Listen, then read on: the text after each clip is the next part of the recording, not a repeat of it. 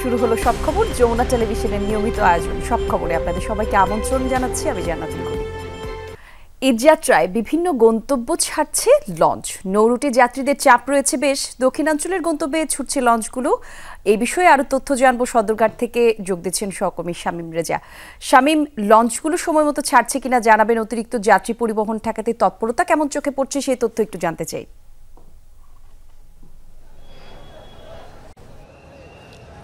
হ্যাঁ কলি, বিকেল থেকেই আসলে সদরঘাটের যে লঞ্চ টার্মিনাল আসলে এটা মানুষের ভিড়ে আসলে কানায় কানায় পরিপূর্ণ।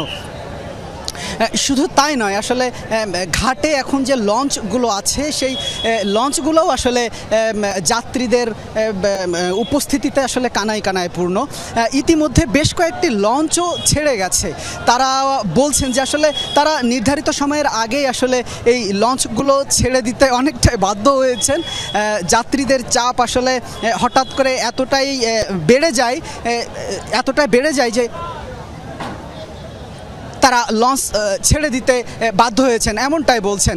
এবং আসলে বিকেলের পর থেকে অফিস থেকেই আসলে অনেকেই আসলে লঞ্চ ঘাটে চলে এসেছেন। ঈদে আসলে স্বজনদের সাথে বাড়িতে ঈদ করবেন, এই উপলক্ষেই আসলে তারা এখন লঞ্চ ঘাট মুখে।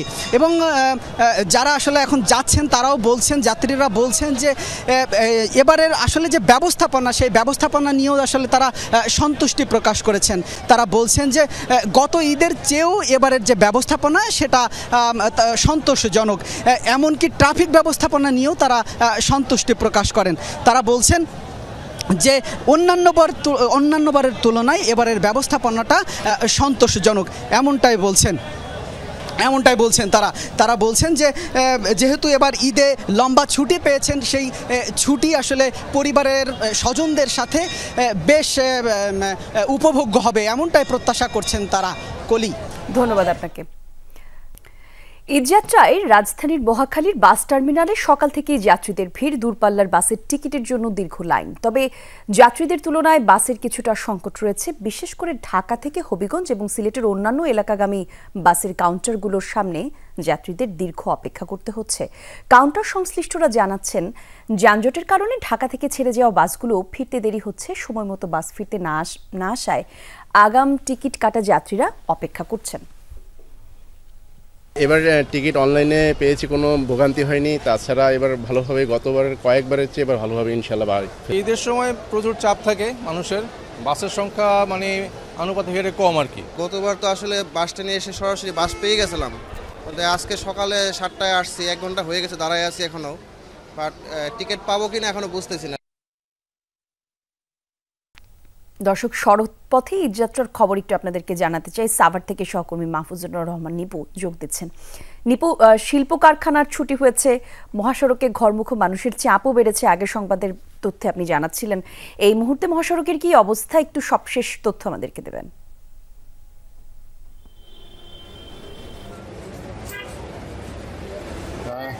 ঠিকই বলেছেন যে আজকে কিন্তু আজকে দুপুরের পর আসলে শিল্পাঞ্চলের অধিকাংশ পোশাক কারখানায় ছুটি ঘোষণা করেছেন ঈদের ছুটি হিসেবে।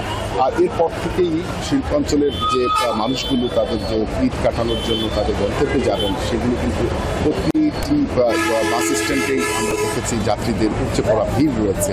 কিছুক্ষণ আগেও এই বাইপাইল পয়েন্টটিতে যানবাহনের দীর্ঘ সারি ছিল, যদিও আইন শৃঙ্খলা রক্ষাকারী বাহিনীর তৎপরতায় এখন কিছুটা স্বস্তি রয়েছে। অর্থাৎ একেবারে যে ঠাই দাঁড়িয়ে থাকা এমনটি কিন্তু আমরা দেখছি না। আমরা দেখছি যানবাহন চলছে, তবে সেটা ধীর গতিতে।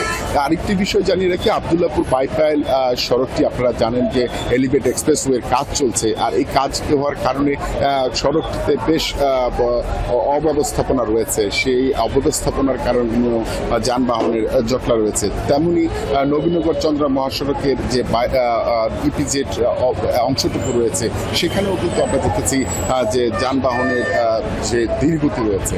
তো সবকিছু মিলিয়ে আমরা এতটুকু বলতে পারি যে এখন যানবাহনের ধীরগতি রয়েছে, কোথাও যে ঠাই দাঁড়িয়ে থাকা তেমন চিত্র কিন্তু আমরা দেখতে পাচ্ছি না। আমরা দেখেছি আইন শৃঙ্খলা রক্ষাকারী বাহিনী তারা তৎপর রয়েছেন পরিস্থিতি সামাল দিতে। তারা বলছেন। নিপু, আপনাকে ধন্যবাদ আমাদের সঙ্গে যুক্ত হওয়ার জন্য। এ পর্যায়ে দর্শক একটু রেলপথে ঈদযাত্রার খবর আপনাদেরকে জানাতে চাই। ট্রেনে আগাম টিকিটে পঞ্চম দিনের মতো ঈদযাত্রা চলছে। দেশের বিভিন্ন গন্তব্যেও ছেড়ে গেছে ট্রেন। এ বিষয়ে আরও বিস্তারিত তথ্য জানাবেন, সকাল থেকেই ট্রেনে ঈদযাত্রার খবর রাখছেন সহকর্মী সুমাইয়া ঐশী। বিমানবন্দর রেলওয়ে স্টেশনে আছেন এই মুহূর্তে তিনি। ঐশী, একটু জানতে চাই ঈদযাত্রায় রেলে মানুষের ভিড় কেমন দেখছেন? বিমানবন্দরের যেই স্টেশন আছে সেখানকার সবশেষ পরিস্থিতি জানাবেন। কোনো শিডিউল বিপর্যয় অথবা ভোগান্তির কোনো তথ্য যদি থাকে সেই খবরও জানাবেন।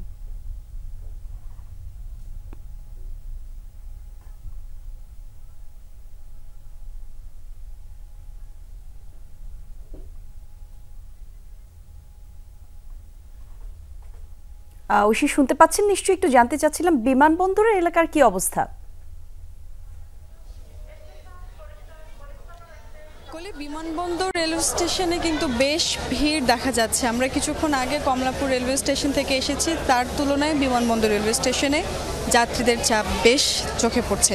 এবং যেমনটি রেলওয়ে স্টেশনের এবারের যে নিয়ম, শতভাগ টিকিটে অনলাইনে বিক্রি হচ্ছে, ফলে মানুষের টিকিট সংক্রান্ত যে ভোগান্তিগুলো অন্যান্য বছরগুলোতে হয় সেগুলো হচ্ছে না এবার। এবং নির্ধারিত সিটেই সকলে বসতে পারছেন। এবং যেমনটি অন্যান্য বারে হয় যে ট্রেনের শিডিউল বিপর্যয়ের যেই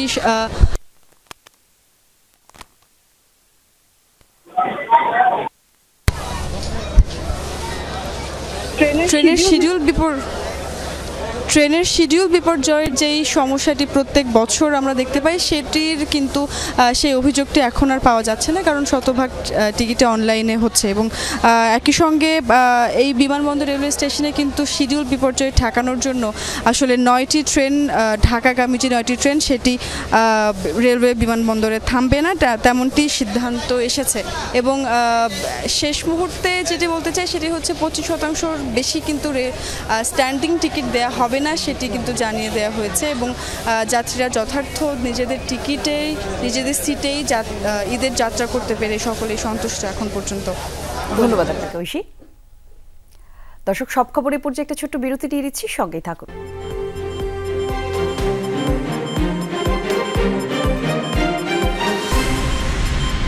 পশুর যোগান বেড়েছে পশুর হাটে। রাজধানীর হাটগুলোতে ছোট মাঝারি গরুর সংখ্যা বেশি। সকাল থেকে কমলাপুর হাটে বিপুল সংখ্যক গরু দেখতে পাওয়া যাচ্ছে।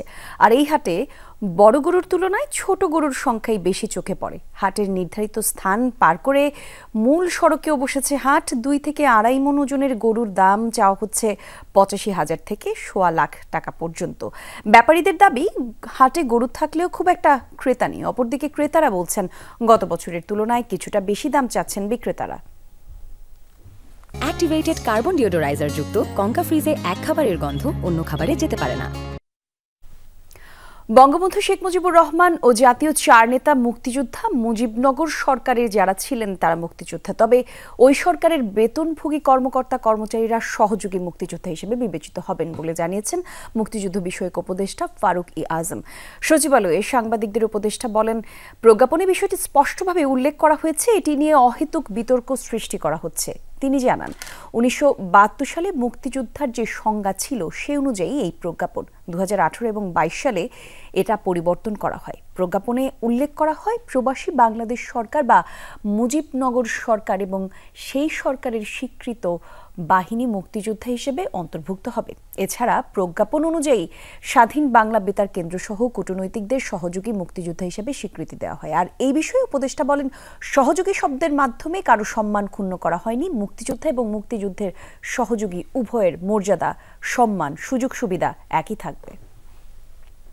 নিবন্ধন সহ দাড়িপাল্লা প্রতীক ফেরত পাচ্ছে বাংলাদেশ জামায়াত ইসলামী। বুধবার বিকেলে বৈঠক শেষে এই তথ্য জানান নির্বাচন কমিশনার আবুল ফজল মোহাম্মদ সানাউল্লাহ। আদালতের নির্দেশনা অনুযায়ী এই সিদ্ধান্ত বলে জানান তিনি। এর আগে 1 জুন রাজনৈতিক দল হিসেবে জামায়াত ইসলামীর নিবন্ধন অবৈধ ঘোষণা করে হাইকোর্টের রায় বাতিল করেন সুপ্রিম কোর্টের আপিল বিভাগ। পাশাপাশি নিবন্ধন এবং অন্যান্য বিষয়ে দলটির করা আবেদন নিষ্পত্তি করতে নির্বাচন কমিশনকে নির্দেশ দেন আদালত।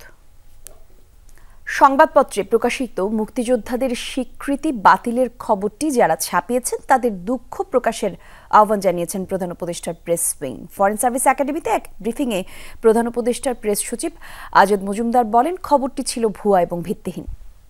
শতাধিক নেতার মুক্তিযুদ্ধের স্বীকৃতি বাতিল করা হয়েছে।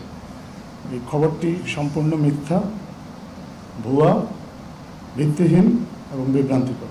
কাউকে এইরকম কোনো লাইসেন্স দেওয়া হয়নি যে তিনি চাইলেই একটা ভুল সংবাদ প্রচার করবেন।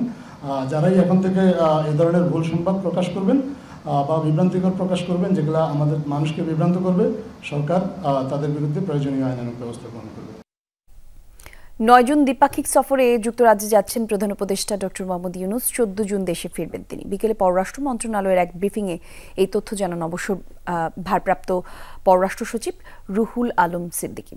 সেখানে প্রধান উপদেষ্টার সাথে বিএনপির ভারপ্রাপ্ত চেয়ারম্যান তারেক রহমানের সাথে সাক্ষাৎ হবে কিনা তা নিয়ে ধারণা নেই পররাষ্ট্র মন্ত্রণালয়ের। যুক্তরাজ্যের সাথে বাংলাদেশের রাজনৈতিক সম্পর্ক অনেক গভীর ও জটিল, আর সেই বিবেচনায় আসন্ন সফর খুবই গুরুত্বপূর্ণ বলে জানান ভারপ্রাপ্ত পররাষ্ট্র সচিব। আর এবছর সম্মানজনক কিং চার্লস হারমোনি অ্যাওয়ার্ড পাচ্ছেন প্রধান উপদেষ্টা ডক্টর মোহাম্মদ ইউনূস। আরও একটা বিরতি নিচ্ছি দর্শক, সঙ্গে থাকুন, একটু পর ফিরছি।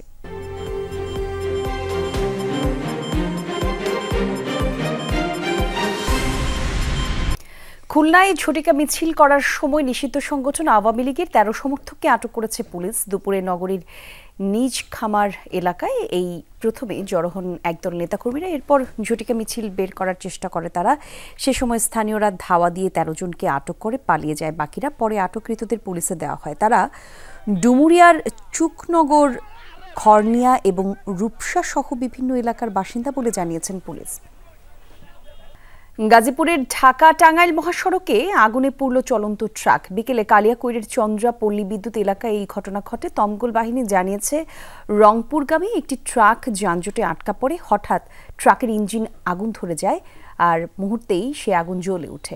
কালিয়াকৈরের ফায়ার সার্ভিসের একটি ইউনিট ঘটনাস্থলে যেয়ে আগুন নিয়ন্ত্রণে আনে। এই ঘটনায় কেউ হতাহত হয়নি। এ সময় মহাসড়কের উভয় দিকেই দীর্ঘ যানজটের সৃষ্টি হয়। মিনি ট্রাকটি যেখানে দাঁড়িয়েছিল তার নিচে গ্যাসের লিকেজ থেকে আগুন ধরে যায় বলে জানিয়েছে ফায়ার সার্ভিস। নেত্রকোনার বিজয়পুর সীমান্ত দিয়ে আজ 40 জনকে পুশিন করেছে বিএসএফ। তাদেরকে হেফাজতে নিয়ে বিজিবি জিজ্ঞাসাবাদ করছে। বিজিবি জানিয়েছে, গতরাত 1টা থেকে 3টার মধ্যে দুর্গাপুরের বিজয়পুর সীমান্ত দিয়ে 40 জনকে পুশিনে করে ভারতের সীমান্তরক্ষী বাহিনী। এদের মধ্যে নারী 27 জন, পুরুষ 12 জন, শিশু রয়েছে 1 জন। আর গুজরাট সহ বিভিন্ন প্রদেশ থেকে তাদেরকে ধরে এনে প্রথমে কলকাতায় আনা হয়, পরে বাংলাদেশের ভূখণ্ডে ঠেলে দেয় বিএসএফ। এর আগে গতকাল ময়মনসিংহের ধোবাউড়া এবং হালুয়াঘাট সীমান্ত দিয়ে 22 জনকে পুশিন করেছে বিএসএফ। আর এই ছিল সব খবরের আয়োজনে। এতক্ষণ সঙ্গে ছিলেন যারা, ধন্যবাদ সবাইকে।